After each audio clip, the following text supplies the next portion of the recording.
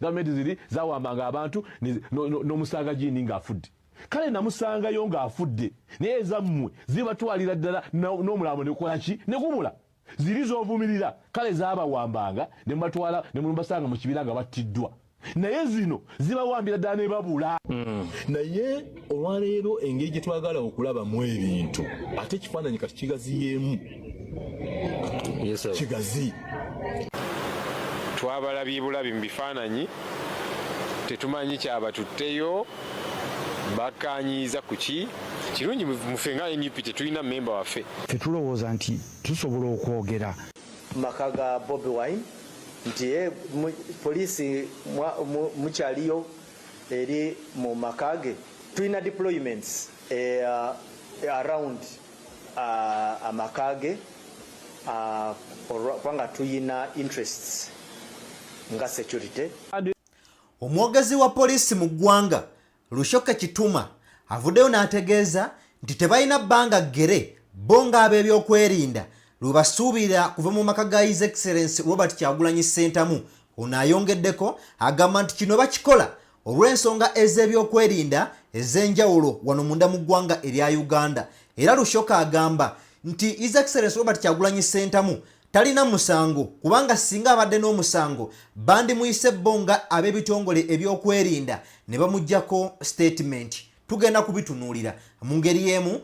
Omusirikale owa poliisi anyiize bw'atyo n'asika trigger okumaliriza ng'asaanyizaawo obulamu bw'omusirikale ow'eggye ly'eggwanga erya UPDF. Nsonga ki? 2000 ze zimukubizza. Tugenda kubeera nga tubiwulira mukwano gwange. Mu ngeri y'emu tugenda kutuukako mu disitulikiti ey'e Masaka tulabe ku munnakibiina ekya NUP gwe kyali kiwadde okubakwatira bendera naddala ku kifo eky'omubaka omukyala. Wabaddeyo amawulire agabadde googerwako nti omukyala ono omusango gwe yawaaba ng'awaabira obuwanguzi bwa Justin Nammere nti omusango guno yagujje mu kkooti. Wabula omukyala ono agamba nti omusango tannaba kubeera nga agujjayo wabula ba propagandist be bagenda mu maaso n'okubeera nga batambuza amawulire ago. Tuyina ne leader of opposition amanyikiddwako nga Joel Ssenyonyi Bisekezi. Ono nno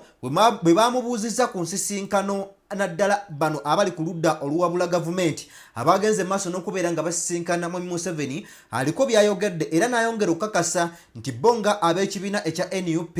tewaliwo mubaka yasituse n'agenda ewa mwami Museveni. Byonna atugenda kubeera nga tubyetegereza mu ngeri y'emu. Aisha Kabanda ono nno ava wali eri mu disitulikiti ey'e Butambala atalina bigambo biwoomu eri General Yoweri Kaguta Museveni ng'agamba nti okuvangayo n'abalaatira mu bulamu bw'abantu abalala nga bwe yakikola ng'abantu bamaze okubeera nga bakubwa amasasi mu disitulikiti ey'e Butambala. Agamba nti kino kikyamu era atugenda kubeera nga tutunuulira ebigambo bye. Mu ngeri y'emu awali amalaalo wali eri mu disitulikiti ey'e Gomba His Excellency Robert Kyagulanyi Ssentamu gye yagenda maaso n'okubeera nga akwatira akatambi akalala. Atolowooza abaana tebagenzeeyo nayo batuuseeyo ogenda maaso n'okubeera nga ate abakolerayo kontenti waabwe. Byonna atugenda kubeera nga tubyetegereza mukwano gwange. Olina kubeera nga otwekuumirako omukutu oli ku gwa DP TV Uganda.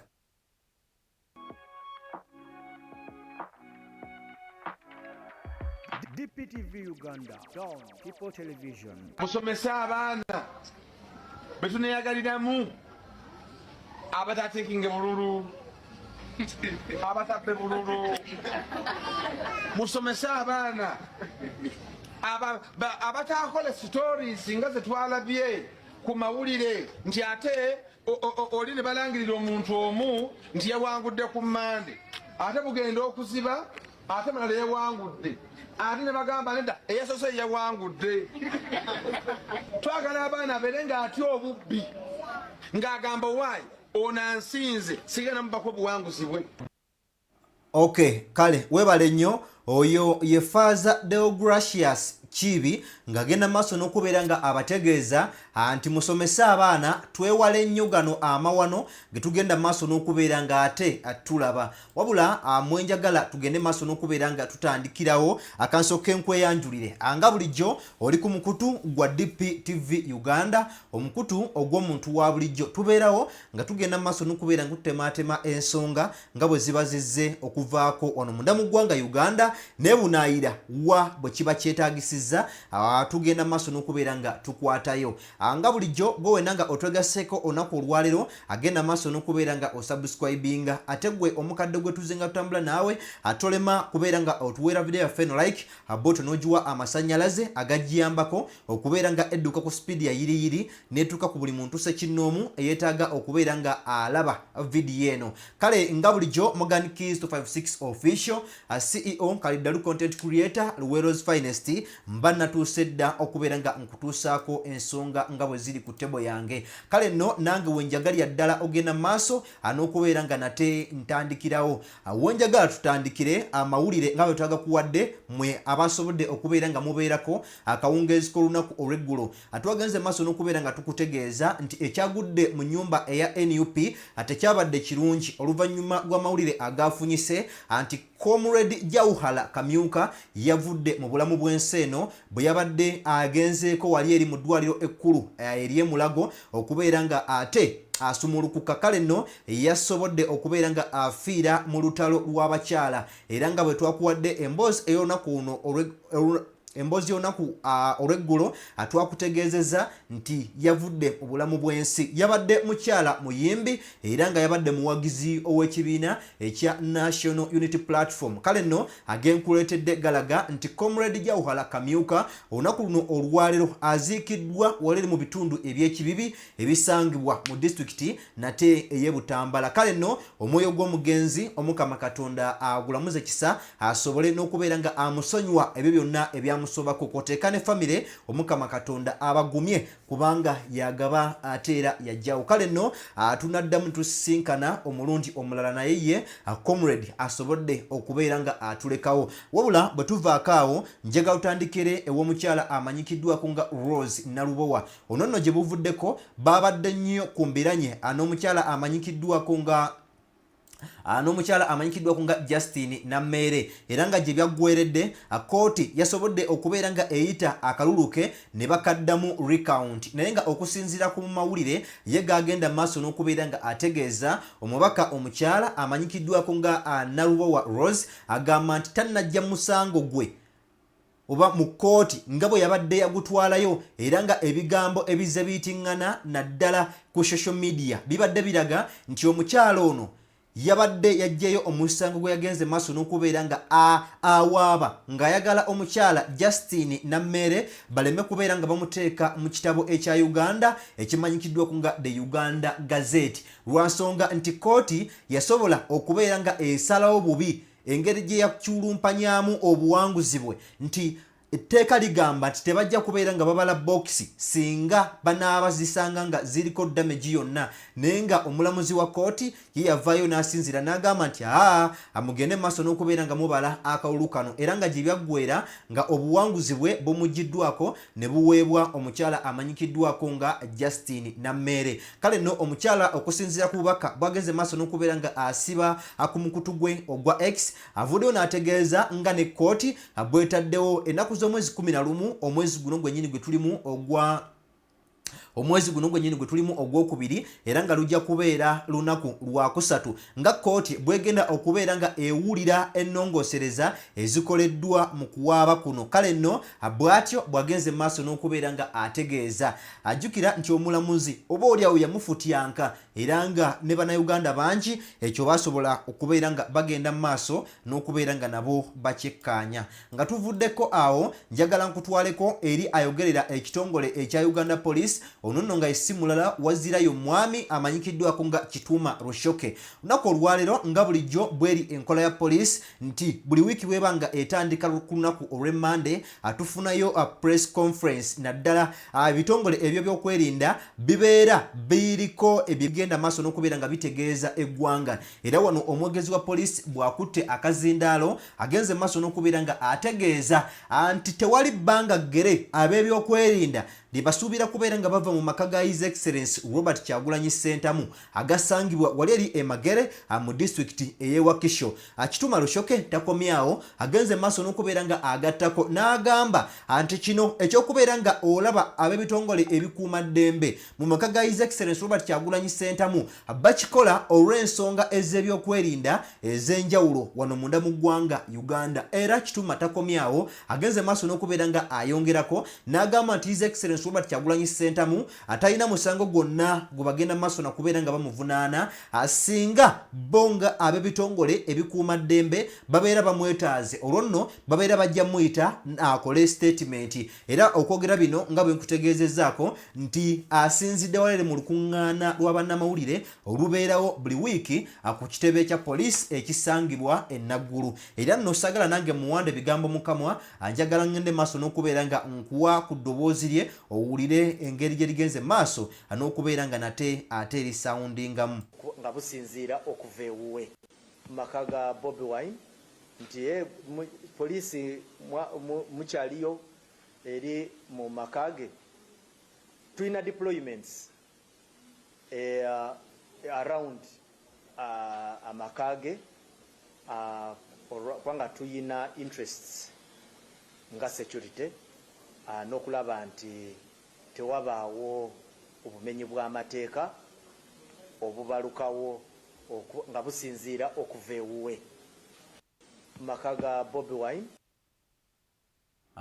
Kale yoyo omwogezi wa police amanyikiddwako nga Kituuma Rushoke ng'akunnyonnyola nti bo ng'ab'ebyokwerinda balina interest naddala mu maka ago okulaba nga tewaliiwo ofujjo oba bikolwa byonna bi inciting violence nga biva mu maka ago. Awo nno ne wajja wabeerawo ekibuuzo nti bonna ababadde ba inciting violence babadde bava mu maka ago nze naawe naye nga n'okutuusa essaawa za leero ebitongole ebyo by'okwerinda bikyagenda mu maaso n'okubeera nga byewakana nga bigamba nti bo tebalina kugamba tebalina kye beetaaza His Excellency Robert Kyagulanyi Ssentamu mubalekedde amugende maaso n'okubeera nga mumpeerayo akagambo amanyikiddwako nga Kituuma Rushoke. Eyo nno nga tuvuddeko awo nga bwe twakutegeezaako nti His Excellency Robert Kyagulanyi Ssentamu bagenda maaso n'okubeera nga bamusindiikiriza n'atuuka n'okubeera nga ava mu maka ge era nga twaddamu okubeera nga tumulaba mu bifo eby'enjawulo nga gyakwatira obutambi singa abeera nga ayagala okutuusa information yonna eri bannayuganda. Kale nno wano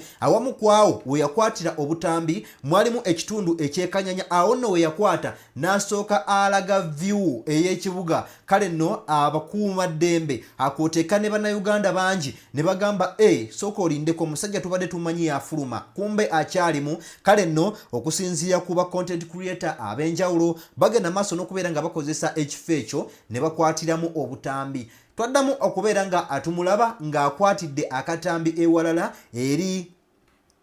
mu bitundu eby'eggomba ewaabwe we baziika mami we kwoteeka ne daddi we. Kale nno wano bannayuganda nga bw'omanyi tebanywa guteese baasobodde dda okubeera nga babiteekamu engatto era bwe batyo ne boolekera mu bitundu eby'eggomba nayo bagende maaso n'okubeera nga bakwatirayo content abaffe.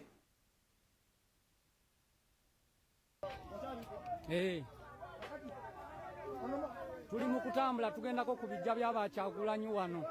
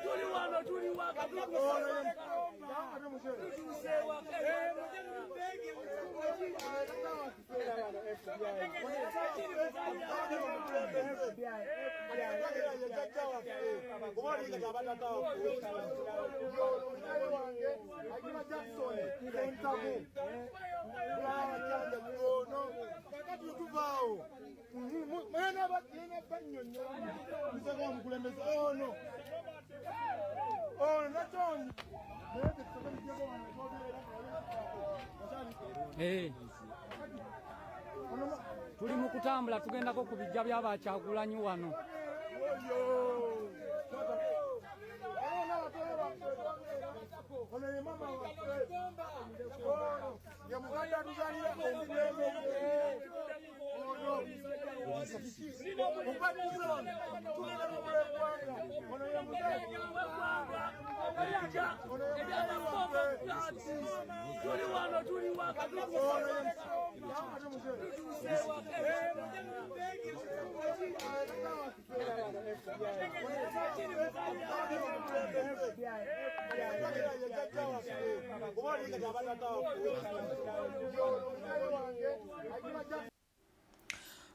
Kale mukwano gwange eyo njagala ngende maaso n'okubeera nga nkujjayo ate bwe mba nga nkututteko ewalala njagala tutunulire ku mwami amanyikiddwako nga Latif Ssebaggala. Latif Ssebaggala bebo abamu ku abo abantu abagenze maaso n'okubeera nga basisinkana General Yoweri Kaguta Museveni mu makaage agasangibwa wali eri Entebbe ne bannabyabufuzi abalala bangi abava ku ludda oluwabula oba oluvuganya gavumenti okusinziira ku bigambo bye yagenda maaso n'okubeera nga ayogera nga tannaba kubeera nga amusisinkana byakyukidde ddala kubanga n'essaawa ya leero mukwano gwange oyinza okwewuunya ne weebuuza musajja mukulu Latif Ssebaggala yayogera ebigambo bino oba waliwo Latifu omulala. Kale nno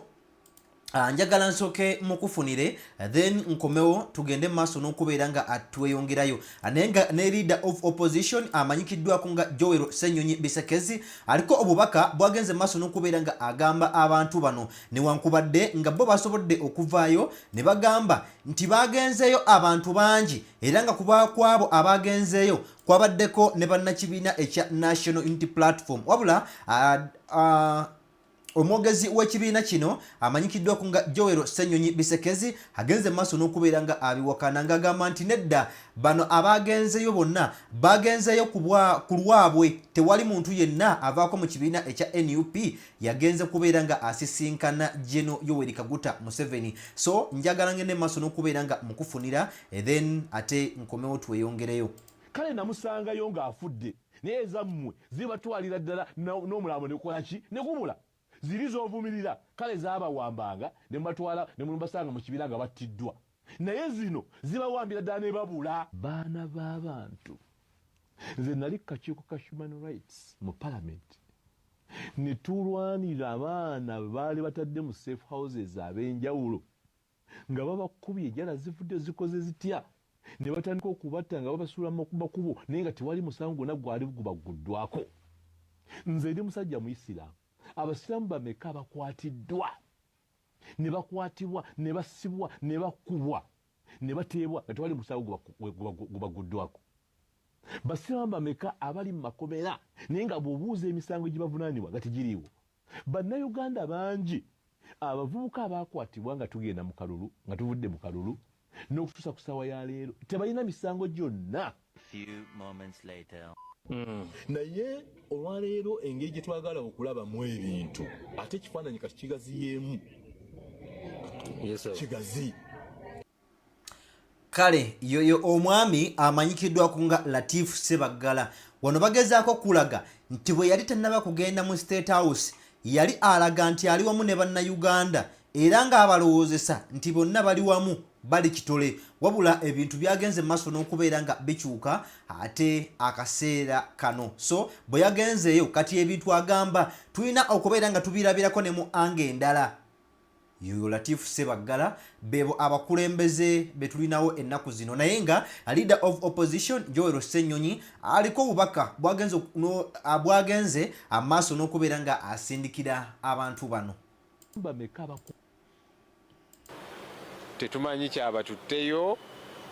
bakanyiiza kuki kirungi mufe nga NUP tetulina memba waffe ffe tulowooza nti tusobola okwogera era abaana abo kiri ku agenda pulezidenti alina mutawaana kubata nti agenda kutabasibe kubanga Latif Ssebaggala amugambye tabasibe.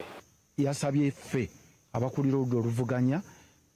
tubabudebude gye bayita rehabilitation. Ani yabatumye fe abalala tetubimanyiiko. Akacyayi bakanywedde n'abakwata mu ngalo ne baddayo awaka. Kakati oba oli ebibiina ebirala abalala mwe bava banaayogera nti twabatuma era bagenda okuteesa ku kino ne kino era bino bye byavuddeyo. Oyo omwogezi w'ekibiina ekya NUP Joel Bisekezi Ssenyonyi nga nkugyekaawo mukwano gwange njagala ate nkuwe amawulire agatali malungi agali ku ttebo yange ey'olunaku luno olwaleero okusinziira ku mawulire gennina galaga nti omusirikale ow'ekitongole ekya Uganda Police bw'atyo yakubye munne okuvaako mu kitongole ekya UPDF Amasasi agamujje mu bulamu bw'ensi eno. Incident eno yatuuseewo incident eno yasobodde okubeera nga etuukawo olunaku olw'eggulo bwe wabaddeeyo omupiira wabaddeyo omupiira ku kyalo ekimanyikiddwako nga kyaterekera era ekisangibwa mu kyaterekera town council wali eri mu district ey'e Kagadi. Kale no incident eno yagenze okubeera nga etuukawo kakati nno kandukuviire ku ntono. Okusinziira ku mawulire agaliwo galaga nti omujaasi wa UPDF ono babadde bamuwa leave ng'agenda maaso abeere nga awummulamu, wabula mu leave eno yakizudde nti olunaku engeri gye lwabadde lwa Sunday yabadde ateekeddwa okugenda okubeera nga awummuza ku birowoozo, era mu kugenda mu kuwummuza ku birowoozo wabaddewo football match eyabadde etegekeddwa ku kyalo ekyo, wabula nga kikwetaagisa siringis 2,000 okubeera nga oyingira awali akapiira ako n'ogenda maaso n'okubeera nga olaba. Kale nno omusajja ono kigambibwa nti ye yabadde yamaze dda okusasula 2,000 ne bamukkiriza n'ayingira munda. Bwe yatuuse munda mami we n'amukubira essimu ng'ali wabweru. Bwe yavuddeyo ono n'agenda maaso n'okubeera nga asisinkana mami we eyabadde ebweru nga amulindiridde. Ne boogerezeganya ne bateesa ne bye bateesezza, omusajja ono kwe kulitaaninga akomewo amaleko akapiira ke. Yagenze okubeera nga akomawo omusirikale owa Uganda Police eyabadde akuuma ku mulyango byamubuuzizza ssente ziriwa. Wano oyina okuyingirawo ng'osasudde siringis 2,000. Omusirikale ono kyeyavudde amugamba nti nze nabadde namaze dda okubeera nga nsasula kaashi zange. Kale nno mu kavuvuŋŋana ako bagenze maaso n'okubeera nga bateeseganya, era omugenzi kyeyavudde abagamba nti at least mubeera nga muŋŋaanye okuyingira kambongereyo siringis 10,000, kale twefuule nti ffenna tufiiriddwa 10,000 newankubadde nga nabawadde dda ssente. Omusirikale ono kyeyava apakizza omugenzi nga tannaba kubeera nga amukuba amasasi, yakubye omugenzi ekyajje omugenzi mu mbeera nayagala agende maaso n'okubeera nga addiza omusirikale ono, then gye byaddiridde mukwano gwange nga amukubye essasi. So omusirikale owa Uganda Police yakubye munne owa UPDF newankubadde nga owa UPDF ye teyabadde ku duty era yagenze okubeera nga ajja ne ku match eno ng'ali mu uniform oba nyizo kiyita leya, ng'ali mu leya, teyabadde mu uniform naye yabadde mu leya. Kakati kyabadde kizibu nnyo no wa Uganda Police okumukkirizisa nti ono naye mukuuma ddembe munno lwansonga nti teyabadde mu uniform oba oli awo kumuidentifyinga nti naawe tugwa mu mulimu gwe gumu gwa kubeera nga tukuuma. Naye nga 2,000 zaatutte obulamu bw'omuntu era nga omugenzi yategeerekeseeko erinnya erya Mbaale Akugizibwe ono nno nga yabadde wa myaka 35. Yakubiddwa amasasi agamujje mu bulamu bw'ensi eno. Kale nno awo njagadde kubeera nga mbikutegeeza. Njagala tugendeko ew'omukyala amanyikiddwako nga Aisha Kabanda. Ono nno wa kibiina ekya National Unity Platform naye yavuddeyo n'agenda maaso n'okubeera nga ategeeza. Yayogera ku ebyo ebyaliwo General Yoweri Kaguta Museveni bwe yavaayo n'ategeeza nti Butambala eyo waliyo kalakita eyitibwa Muwanga Kivumbi. Eno yapangisa abavubuka bagende maaso n'okubeera nga bakola effujjo mu buli kifo kyonna NUP wetaafuna buwanguzi. Kale nno era bakitegeerako nti balina plan ey'okubeera nga bagenda kutemaatema kubanga balina n'amajambiya. Kale nno mbwe ekyo kyekyaviirako okubeera nga bakuba abantu bano amasasi. Wabula Aisha Kabanda talina bigambo birungi eri General Yoweri Kaguta Museveni era njagala nsooke mbikuwe then komewo ate mukwano gwange angene maaso n'okubeera nga nkusiibula. n'obawulira nga bakinagguka nti abaafa tebaali b'ebutambala nenjagala mbuuze bagamba si b'ebutambala abeewanula be basaanye okufa bwe babeera b'ekindi baffe bannange mwe abatakimanya abazza bavudde e Kampala twaziika okuviira ddala mu Lugolgoyi ne tuziika e Bukyumba ne tuziika e Kawuku ne tuziika e Ndeese ne tuziika e Kabalamba omukyala w'Eggombe ne bamutwala ne bamuziika e Bugerere gye yava n'owulira ng'oli ali ku bantu abalumu abantu bawe ng'akinagguka nti Muwanga ali aleese ebifeesi ffe twali tukubwa bakifeesi ze ku lunaku gwa kalulu nakubwa emmotoka yange yamenyebwa nagenda okutwala ba agent babamu temubimanyi nagenda okutwala ba agent waliyo omuluka mulamba gwe basalawo nti hajja Taisha Kabanda tajja kuteekayo bakuuma kalulu nga bentwalayo be bakuba nensalawo mbavuge mbatwale bakagwa nsonyi tebalina nsonyi nange kumpisaamu ggaali ne bagamba genda kuno twagobyeko ba agenti bo Butambala mwe mwagireeta Butambala yammwe mwe musoose okubeerawo ffenna gwe tusinza mulamu kubanga nze nsibanga nti gwe nsinga mulamu ate n'eddiini mpuli azigamba enda nti gwe basinza mulamu alaba awulira muwulira abantu bange tetwavaawo bwe bakuba Amasasi ewa Honorable Mwanga Kivumbi okutta abaana be batta batuuka oluvannyuma nga bamaze okubasituza emirambo mwe temubimanyi bamala okutta abaana ne bagandi musitule emirambo mugiteeke ku luguudo basobole okuwaayiriza nti baabattidde ku luguudo omulambo gw'omukyalo omu baagwambula inna lillahi wa inna ilaihi rajiun nga naakulembedde ekisindo okugwambula yeeyita Hassan alhamdulillah nfunye omukisa ogwogera kubanga nkimanyi nti nange munoonya mwanange tuula bampeereza obubaka bampeereza obubaka nti hajja Taisha Kabanda bw'aba anoonya buzira bumugambo obuzira tujja bumuwa abayitibwa abazira ebiseera ebisinga baba bafudde mumugamba Aisha oba anoonya buzira tujja bumuwa ng'alemedde ku nsonga za Muwanga n'ekirala nti fayiro ye gyeri yaggwa dda nzikiriza ti Allah waba atusiza essaawa y'okufa okola ki ogenda tosobola kukiyimiriza kati ebyo mbyogedde nga njagala kusaba abantu b'e Butambala naddala mmwe abagamba mbu mwawangula musaasire ku bantu mukkakanye amaloboozi n'amalala kubanga abantu balina obulumi bungi balina obulumi bw'abantu baabwe tulina obulumi bw'omubaka waffe Honorable Mwanga Kivumbi eyabeererangawo mmwe mu bulungi ne mu bubi tusaba Allah tusaasire akakkanye embeera ensi tugiyitemu bulungi Allahumma amen ebyo tebibamala yogera jati twala tukumisinga sabira Jauharah Allah amusaasire Muwanga namulagidde namusabya ndeke kubanga ebya kkooti biwanika emitima ebbanga ddene nze njagala nnyo okubaweereza naye kansooke ennyamba obulamu bwange bukkakkane bwe sikkakkanya bulamu bwange abaana bange bayinza okunfiirwa ate munkaabira akaseera katono abaana bange bankaabira ebbanga ddene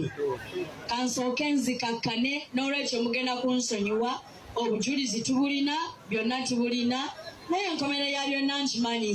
okusalawo kwa Allah kwa nkomerero